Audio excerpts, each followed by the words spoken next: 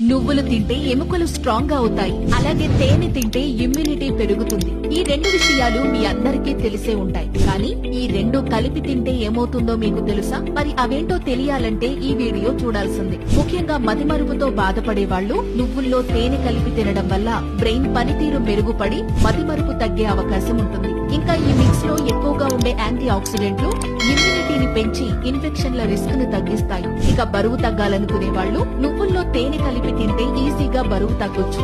ఇంకా చెప్పాలంటే ఈ మిక్స్ లో ఎక్కువగా ఉండే ప్రోటీన్స్, కాల్షియం కండరాల పెరుగుదలతో పాటు ఎముకలను స్ట్రాంగ్ గా చేయడంలో హెల్ప్ చేస్తాయి.